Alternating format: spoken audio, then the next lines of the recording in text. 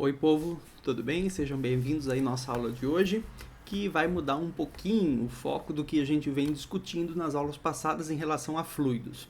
Até agora a gente falou de fluidos em equilíbrio, né? A gente falou de hidrostática, pressão de uma coluna de líquido, força que um líquido exerce numa parede vertical, horizontal, etc. Agora, a partir da aula de hoje, a gente vai começar a discutir alguns tópicos interessantes sobre escoamentos. Então, eu vou estar falando de fluidos em movimento, líquidos e gases em movimento, ou seja, situações que a gente vai falar de hidrodinâmica, tá? Então, os fluidos em movimento, como que eles exercem pressão, como que eles se comportam, o que acontece se eu estrangulo um cano ou alargo um cano, o que vai acontecer com o escoamento do fluido ali. Então, gente, essas situações hidrodinâmicas, elas se aplicam em diversos momentos, em diversos contextos aí do nosso dia a dia. Então, se eu pego, por exemplo, um rio escoando, né, é uma situação completamente hidrodinâmica. As próprias massas de ar na atmosfera também, as frentes frias, etc., também são situações que guardam alguma relação hidrodinâmica, correntes de jato, que são fluxos de ar de alta velocidade que acontecem a altas altitudes, né? Então tudo isso aí são situações hidrodinâmicas. A questão das mangueiras, das torneiras, os encanamentos, a própria tubulação, distribuição de água também envolve velocidade do escoamento, envolve tudo isso aí, essa questão que é uma discussão hidrodinâmica, né? Escoamento de gases também, então a própria medicina, né, que encana gases nos hospitais para a gente poder respirar, também está sujeito a uma análise hidrodinâmica da situação. Os aviões, então os aviões voam por uma relação hidrodinâmica, não por uma relação hidrostática. Se você lembrar da aula sobre empuxo, a gente falou que os balões de ar quente voam principalmente por efeito de empuxo. Os aviões não voam por efeito de empuxo, embora eles sofram força de empuxo, eles não voam por isso, tá? Eles voam por uma questão hidrodinâmica. Então o escoamento do ar no entorno das asas é que faz com que ele tenha condições de voar. E a gente vai ver isso mais para frente. E toda a questão aerodinâmica, né? Porque um avião também é aerodinâmico, mas os carros de alta performance também são bastante planejados para ter a interação adequada com o ar. Então todo perfil aerodinâmico que gera baixa perda de energia aí pela interação com o ar são todos planejados, tudo isso aí por situações hidrodinâmicas. Então, o primeiro conceito que nos interessa é determinar o tipo do escoamento. Então, esse é o conceito inicial. Quando a gente fala de movimento de fluido, a primeira pergunta que eu faço é como que esse fluido escoa, ou seja, que tipo de escoamento ele está submetido. O povo é criativo, curioso, eles conseguem inventar uns negócios legais para tentar visualizar esse escoamento. Então, olha só, a gente tem um fluido aqui entrando, aqui é um líquido, por exemplo, e um galãozinho de tinta que vai soltando um fiozinho de tinta que vai sendo empurrado pelo fluido à medida que ele escoa aqui dentro. Dependendo dos parâmetros que a gente vai ver mais para frente, esse escoamento pode fazer com que esse filetezinho de tinta acabe se comportando de forma bastante regular, tá? Então ficaria um filete bonitinho, assim, organizado. A gente chama isso aqui de escoamento laminar. Tá? Então no escoamento laminar ou lamelar, o fluido escoa como se ele fosse feito de camadinhas sobrepostas que não se interpõem, que não se misturam. Então é como se fosse uma série de camadas, por isso lâminas, tá? Então um escoamento organizado, um escoamento regular, que em geral envolve baixa perda de energia pela interação com o recipiente. Tá? Então esse escoamento é chamado laminar ou lamelar. Se a gente começa, por exemplo, a aumentar a velocidade do escoamento, esse é um dos parâmetros que determina, a gente vai ver depois, a coisa começa a ficar um pouco mais mexida do que estava nessa situação aqui. Então a gente diz que ele passa por um regime de transição, e se eu começo a aumentar ainda muito mais a velocidade aqui dentro, ele passa a ser totalmente irregular, com vórtices, enfim, as camadas se sobrepõem, vira uma bagunça ali no meio da tubulação. Então esse escoamento aqui já é chamado de escoamento turbulento, ou seja, o fluido escoa de forma perturbada, com vórtices, turbilhões e mistura das camadas, entre aspas, aí porque não tem camadas, né? Mas é como se fosse, então essas misturas acontecem e acabam gerando uma perda de energia maior do que o escoamento laminar, por exemplo. Então existem maneiras de a gente tentar visualizar isso, eu acho isso muito interessante, tá? Só para dar mais exemplos, né? Se um peixinho tivesse que passar por uma tubulação com escoamento laminar, ele passaria sem maiores problemas, aqui conseguiria passar de forma tranquila. Agora, se ele passa num encanamento sujeito a um escoamento turbulento, o peixe sairia desorientado ali de dentro. Então, são mudanças visuais aí que a gente tem. Se a gente tiver um corpo de prova também, um pedacinho de objeto flutuante ou um peixe passando, a gente também conseguiria ver mudanças no comportamento desse objeto a partir de escoamentos diferentes. Tá? Perfis aerodinâmicos, em geral, eles promovem, né, eles facilitam um escoamento laminar, como esse perfil de asa aqui.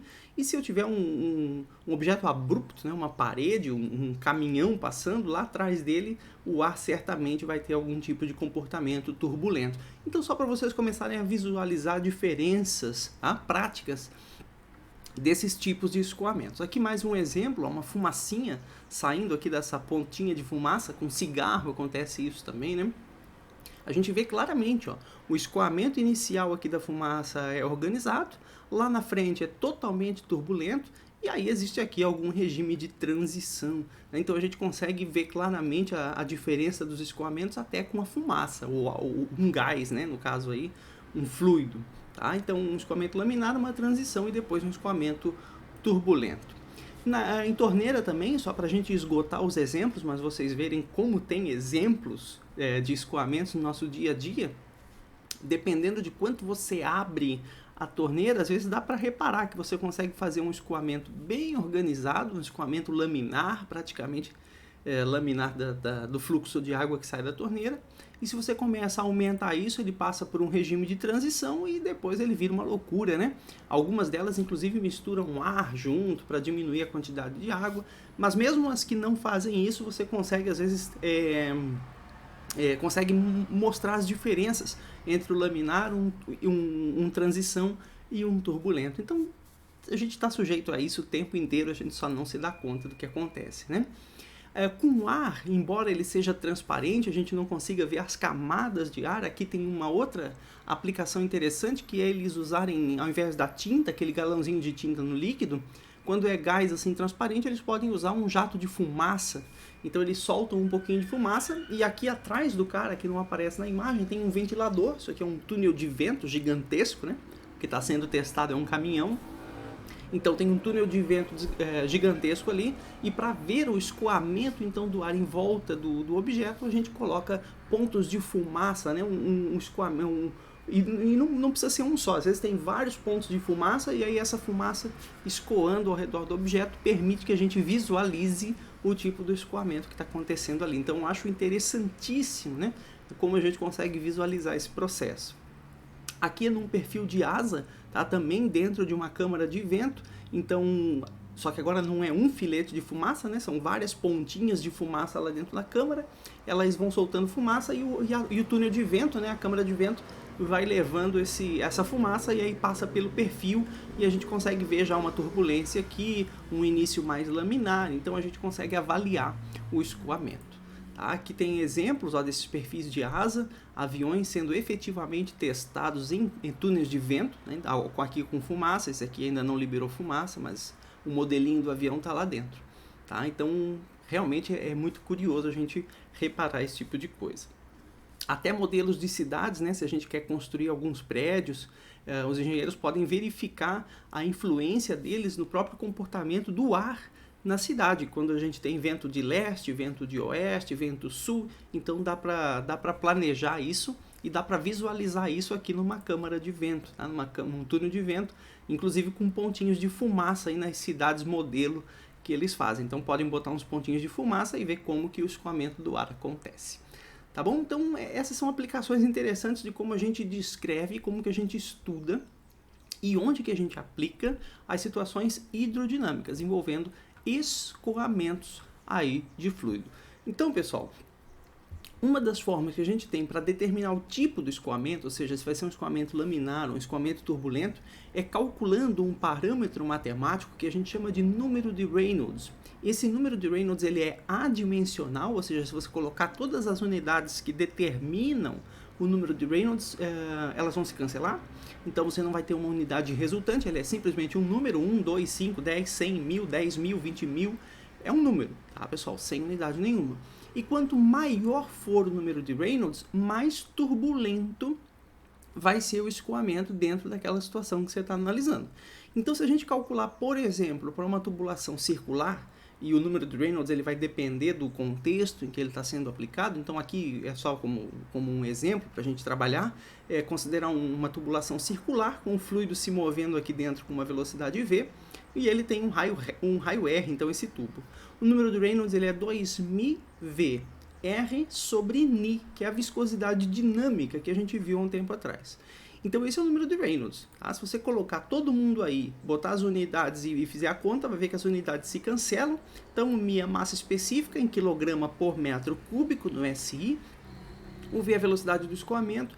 O R é o raio do tubo em metros. E o Ni é a viscosidade dinâmica desse fluido em pascal segundo. E o NR é o número de Reynolds. Então, gente, basicamente, se o teu número de Reynolds para esse escoamento ficar abaixo de 2.000, a gente diz que ele está num regime laminar. Se ele ficar acima de 2.400, o regime é turbulento. Então, quanto maior o número de Reynolds, mais turbulento vai ser o escoamento dentro daquele contexto. E se ficar entre 2.000 e 2.400, a gente diz que está naquele regime intermediário entre o laminar e o turbulento, tá? Agora sim, ó. Como eu disse, esse número de Reynolds depende do contexto, depende da geometria do sistema e etc. Então existem convenções também levemente diferentes. Alguns vão trazer acima de 3.000 o regime turbulento. Enfim, gente, não se impressione se você vê alguns números um pouco diferentes desses em alguma referência por aí. Tá? Para nós aqui, a gente considera aí 2.000 e 2.400. Então abaixo de 2.000 vai ser laminar, acima de 2.400 a gente vai considerar turbulento, só para adotar uma convenção que nos interesse, tá? E aí, gente, analisando isso, sabendo que o número de Reynolds vai ser tão maior, né, para escoamentos cada vez mais turbulentos, eu consigo analisar a influência de cada um desses parâmetros, né? Então, como que cada um desses parâmetros contribui para o aumento da turbulência? Como eu falei ainda há pouco, a velocidade era um parâmetro, ó.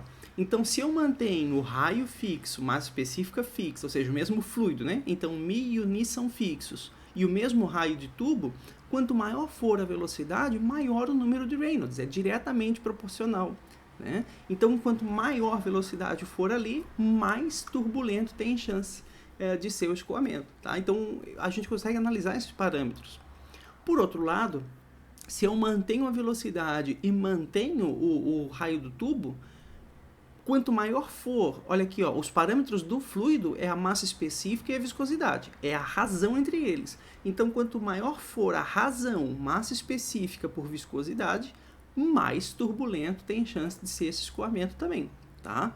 Agora, por outro lado, se eu pego fluidos de mesma massa específica e viscosidades diferentes, mas o mesmo Mi, é possível isso aí acontecer, então eu pego fluidos que têm o mesmo Mi e viscosidades diferentes, quanto mais viscoso, menor o número de Reynolds, então mais difícil de eu colocar esse fluido em um regime turbulento. Então isso é legal de a gente começar a analisar só a partir desses parâmetros aí, é bacana a gente estar ligado nisso.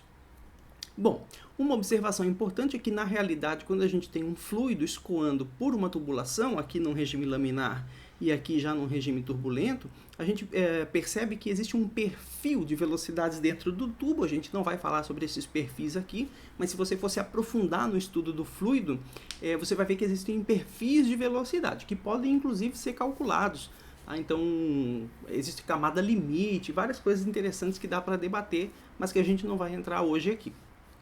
O que eu quero dizer é o seguinte: quando eu estou falando de fluido escoando com uma velocidade, então, dentro de um encanamento, eu estou me referindo a uma espécie de velocidade média. É possível a gente, inclusive, determinar uma velocidade média para o escoamento. Mas, só porque eu não posso deixar de comentar, não significa que todos os pontos de um fluido escoam com a mesma velocidade. Mas no encanamento a gente pode se referir a uma velocidade média sem um grande prejuízo do entendimento do fenômeno que a gente está tratando, tá bom? Mas é só para deixar vocês um pouco mais cientes de que a realidade é um pouco mais complicada do que uma simples velocidade para todo mundo. Bom, então entendido o escoamento, eu defino uma grandeza, que é a primeira grandeza que vai me interessar na análise de fluidos em movimento, que é a chamada vazão ou vazão mássica. Tem duas vazões, né? Vazão ou vazão volumétrica é Z e a vazão mássica ZM. Basicamente, a gente não tem muito que perder tempo aqui. Essas vazões indicam, já que eu estou me referindo a uma situação de movimento de fluido, a pergunta é quanto fluido? Ou seja, quanto de fluido escoa por segundo? É uma taxa, tá? Então essas vazões quantificam fluxo, ou seja, quanto fluido escoa por unidade de tempo. E eu posso me referir ao volume que escoa por unidade de tempo, ou eu posso me referir à massa de fluido que escoa por unidade de tempo. Então a vazão ou vazão volumétrica se refere ao volume e a vazão mássica se refere à massa por unidade de tempo. Tá? Então é simplesmente uma taxa temporal. Então o meu Z é o volume total que escoa, volume total escoado, por quanto tempo levou para aquele volume escoar. Então você vai ver que a unidade do Z, ó, é metros cúbicos por segundo, ou seja, no sistema internacional, né? Eu até poderia escrever litros por segundo, ml por segundo, mas no SI, quantos metros cúbicos por unidade de tempo? No SI é segundos, então metros cúbicos por segundo. Quantifica o fluxo, tá, gente? É bem simples entender esse conceito. E a vazão mássica é a mesma coisa, só que ao invés de ela quantificar quanto de volume, ela vai quantificar massa. Então, quantos quilogramas de fluido escoa por unidade de tempo? No SI, quilogramas por segundo, tá bom? E existe uma relação interessante entre as duas, que é lembrar que a massa específica do fluido é a massa pelo volume. Então, eu posso simplesmente pegar a minha vazão mássica, que é massa por intervalo de tempo, né? E escrever que a massa é a massa específica vezes o volume. E eu estou fazendo isso de propósito porque aqui, ó, volume por intervalo de tempo é justamente a vazão, ou a vazão volumétrica. Então existe uma relação entre as duas vazões, que é a vazão mássica é a massa específica vezes a vazão. Ou seja, pessoal, não viajem. Qualquer questão, qualquer situação, se eu tenho uma, eu tenho a outra e vice-versa. Basta multiplicar ou dividir pela massa específica, que é uma propriedade aí do fluido, tá? Então, se você tem uma, tem a outra, tem outra, tem uma, por isso que a gente pode calcular só uma, e se alguma questão me pedir, eu acho a outra facilmente pela razão pela relação com a massa específica, tá bom? E então eu vou considerar aqui fazer um cálculo interessante, que é relacionar a vazão com a velocidade do escoamento, que de novo a gente vai considerar uma velocidade constante para todos os pontos do fluido. Como eu já comentei, isso é uma aproximação, a gente considera uma velocidade média, tá? Só para a gente poder ver que existe uma relação entre a velocidade do escoamento e a vazão. E nesse caso eu vou fazer com a vazão volumétrica, mas agora vocês já sabem, né? Se vocês quisessem a relação com a vazão mássica, basta pegar e fazer a relação com a massa específica que a gente acabou de ver ali atrás. Então só me interessa analisar a vazão e depois você faz para a vazão mássica, convertendo imediatamente uma na outra, tá? Bom, gente, então eu tenho um fluido que escoa aqui dentro, ele escoa com uma certa velocidade V, não confunda aí Vzinho com Vzão, então Vzinho é velocidade, Vzão é o volume, e aí, como eu estou considerando uma velocidade média para todos os pontos aqui do fluido, imagine que eu pudesse pintar uma camada do fluido, então eu pinto uma camada do fluido, essa camada escoa com uma certa velocidade e depois que eu deixo passar um certo intervalo de tempo, pessoal, essa camada de fluido acabou vindo parar aqui na frente, tá? Ou seja, ela percorreu um certo deslocamento ΔX dentro do cano que vai ser tão maior quanto maior for a velocidade do meu fluido aqui no mesmo intervalo de tempo, certo? Então, se eu estou preocupado aqui, ó, no volume que escoou, para eu poder relacionar com a vazão, o volume que escoou é justamente o volume que acabou formando aqui dentro, ó, entre as duas posições, entre a posição inicial e a posição final. Essa foi a quantidade de fluido que escoou nesse período de tempo, tá? E aí eu posso calcular esse volume simplesmente matemática, né? Área da base aqui, ó, vezes a altura dessa estrutura de fluido. Então, área da base vezes a altura. Só que a altura aqui é ΔX, né? É quanto tem de altura esse cilindro aqui. Então, A vezes ΔX vai ser o volume. Se eu substituir lá, eu agora apareço com o termo ΔX por ΔT. Olha aqui, ó. ΔX por ΔT. que desde a física da mecânica a gente sabe que isso vai te dar a velocidade média aí do escoamento. Tá? Então a gente consegue uma relação interessante entre a vazão e a velocidade. E se você quisesse entre a vazão mássica e a velocidade, basta você multiplicar aqui pela massa específica, né? A vazão mássica é a massa específica vezes a vazão. Bom, então, gente, isso é interessante, né? Se a gente tem um escoamento de um certo volume por intervalo de tempo, se eu abro a torneira, enxergue isso, gente, se eu abro a torneira, sai um certo volume por intervalo de tempo, eu consigo determinar a vazão, e com essa vazão dividido pela área da torneira, por exemplo, eu consigo saber a velocidade do escoamento ali dentro, a espécie de velocidade média, tá? Então, gente, existe uma relação entre a velocidade do escoamento e a vazão. Ou seja, para a mesma área, faz sentido isso, né? Para a mesma área, se o A é fixo, lógico, quanto maior for a velocidade com que o fluido escoa aqui, mais fluido por intervalo de tempo vai passar. Ou seja, maior vai ser a vazão. Então, a vazão é diretamente proporcional, lógico, à velocidade desse escoamento que a gente calcula. Tá? Então, existe relação entre velocidade e vazão. E o A é a área, então, dessa seção reta, não esqueça, em metro quadrado, e a velocidade no SI tem que ser metros por segundo. Então, a gente chega na primeira equação importante, a primeira lei aí dos escoamentos dos fluidos, que é a lei de Castelli, que é simplesmente uma equação de continuidade, ou seja, ela basicamente me transmite a ideia de que o fluido não pode sumir nem surgir no escoamento. Tá? Então, a quantidade... Bom, se tiver um vazamento, ainda assim eu levo em consideração o vazamento. Tá? Então, levando em consideração todas as entradas de fluido e todas as saídas de fluido, seja um vazamento ou não, você não pode surgir e nem sumir com o fluido. Tá? Então, basicamente, a gente diz que se o fluido é incompressível, né, ele não pode mudar de volume à medida que ele escoa, os fluidos ideais são considerados incompressíveis. Então, por conservação da vazão, ou seja, a quantidade de volume por unidade de tempo que entra, se o fluido é incompressível, tem que ser igual à quantidade de volume por unidade de tempo que sai. Certo, gente? Porque se não fosse igual, eu teria ou surgimento ou sumiço de fluido no meio do caminho. Então, se eu boto 30 litros por segundo, tem que sair 30 litros por segundo, independente do formato do meu encanamento. Tá? Então, se nesse caso eu tenho um estrangulamento aqui do meu cano, ele tinha um calibre grosso, né? Tinha uma área grande, agora ele vai passar para uma área pequena, mas o mesmo volume no intervalo de tempo que entrou lá é o volume por intervalo de tempo que sai aqui.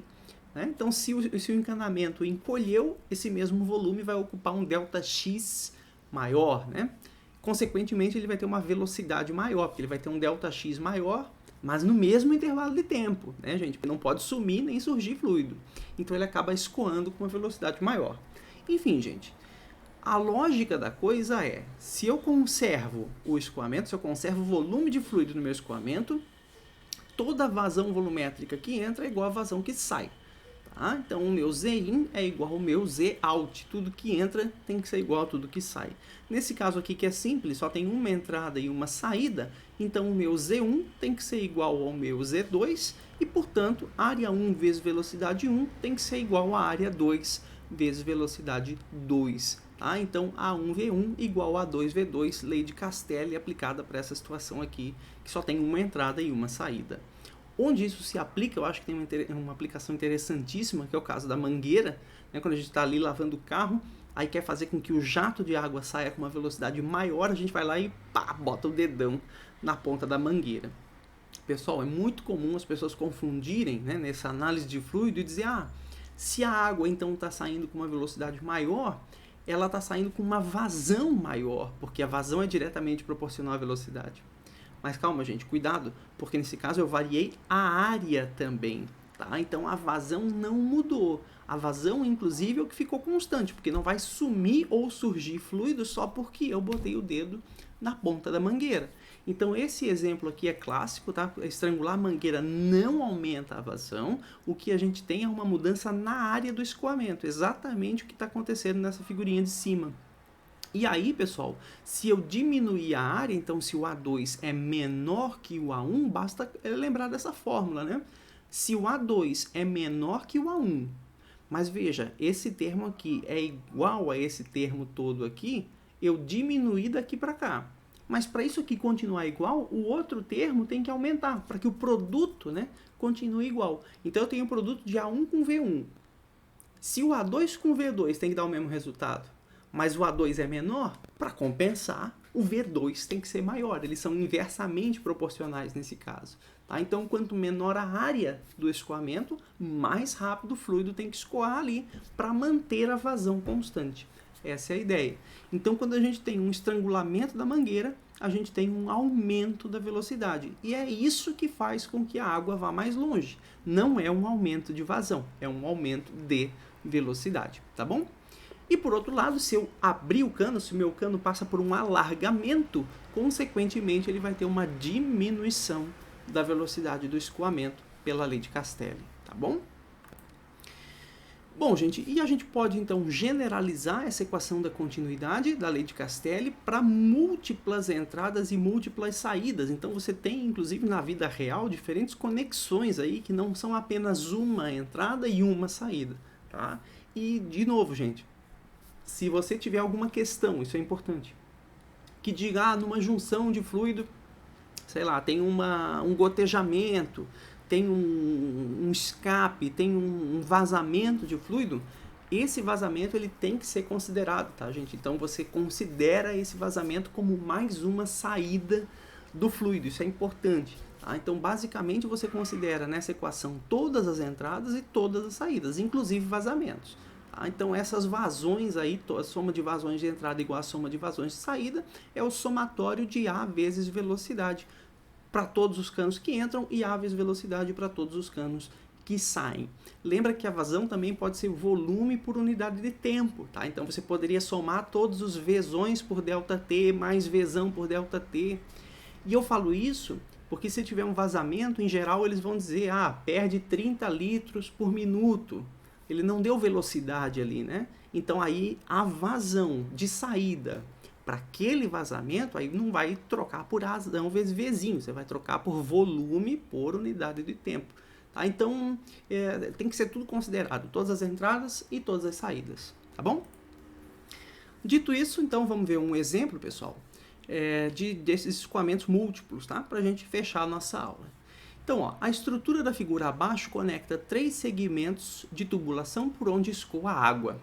2 segmentos são de mesmo diâmetro, enquanto o segmento menor tem um diâmetro equivalente a 2/3 do diâmetro dos segmentos maiores. Em um dos segmentos maiores, a água entra com velocidade de 10 metros por segundo, enquanto sai no outro segmento maior a velocidade de 8 metros por segundo. Sabendo disso, determine, primeiro, a velocidade de saída da água pelo segmento menor e depois a razão entre a vazão de saída do segmento maior e do segmento menor. Beleza, então vamos com calma, a gente tem bastante informação e bastante conexões, não é só uma entrada e uma saída. Então vamos ver o que a questão nos falou.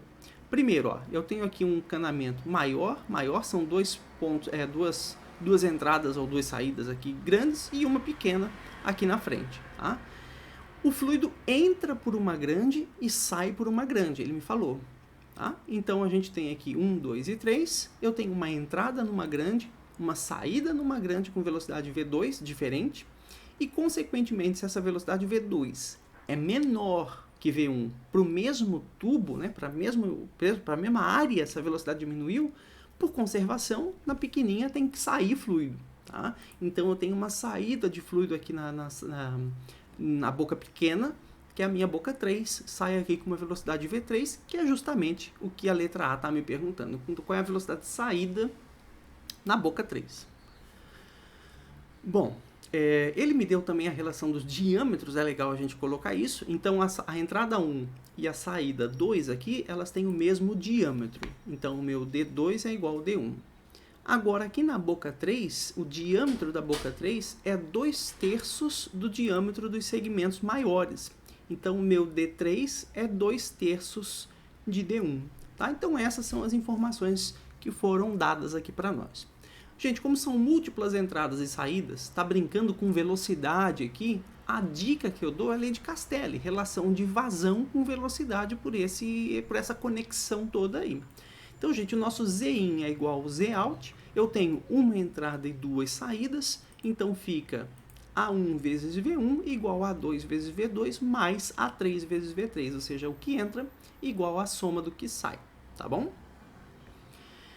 Bom, as áreas, se isso aqui são circulares, né, é πr ao quadrado, então π vezes o raio de cada uma dessas entradas e saídas ao quadrado, mas, aí fica uma dica, a questão me deu o diâmetro ao invés do raio, então eu vou simplesmente trocar aqui o raio, é a metade do diâmetro, então a área é π vezes metade do diâmetro ao quadrado. Se eu elevo os dois termos aqui ao quadrado, isso aqui vai ficar π vezes d ao quadrado, dividido por 2 ao quadrado, que é 4. Tá? Então, a minha área, em termos do diâmetro de um círculo, né, dessa abertura circular, ela é πd ao quadrado dividido por 4. Troca aqui, então, gente, ó.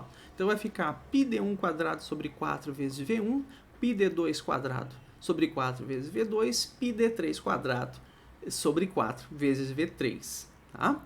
E aí agora eu troco a relação dos diâmetros que a questão me deu, ó. Então o meu D2 é igual ao D1, então eu posso trocar aqui D2 por D1, e o meu D3 é 2/3 de D1, tudo isso ao quadrado. E outra coisa que eu simplifico é o π, que aparece em todos os termos, vai embora para casa, e o 4, que aparece em todos os termos, vai embora para casa também. Então ficou, ó, D1 ao quadrado vezes V1, que é o que sobrou aqui, D1 ao quadrado vezes V2, porque eu troquei, D2 igual a D1, e aqui, ó, D3 ao quadrado, que é 2/3 de D1, tudo isso ao quadrado vezes V3. Pessoal, agora vai ficar D1 quadrado, e aqui vai ficar D1 quadrado também. Então, o D1 quadrado vai embora para casa. Então, fica V1 igual a V2 mais 2/3 ao quadrado vezes V3. 2/3 ao quadrado é 4/9, tá? E aí, troca pelas velocidades que a questão me deu. Então, a velocidade V1 é 10 metros por segundo.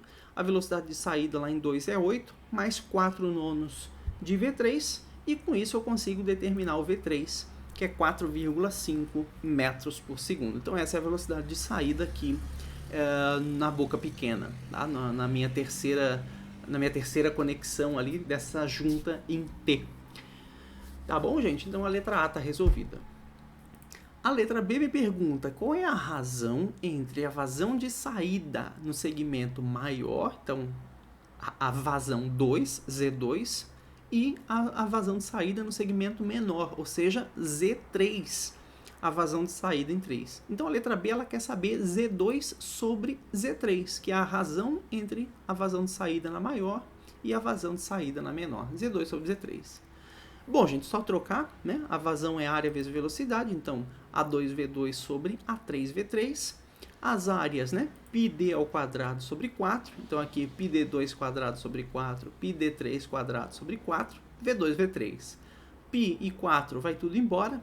O D3 é 2/3 de D1, o D2 é igual a D1, enfim, né? Trocou aqui, elevou ao quadrado para ficar o 4/9, D1 quadrado vai embora, V2 e V3 eu já sei, já calculei na letra A, e aí é só fazer o resultado aqui dessa matemática básica, você vai chegar que a razão das vazões é igual a 4.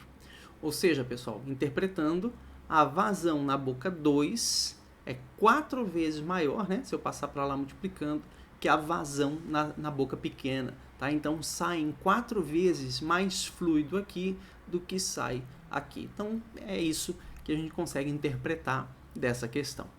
Tá beleza? Então, com isso, a gente começou a analisar as situações hidrodinâmicas, falou de escoamento, lei de Castelli, estrangulamento, alargamento de cano, conservação do volume, que são todas as ideias iniciais aí que a gente precisa. Tá bom? Então, gente, deixa eu só ver se acabou. Acabou, e até a próxima aula.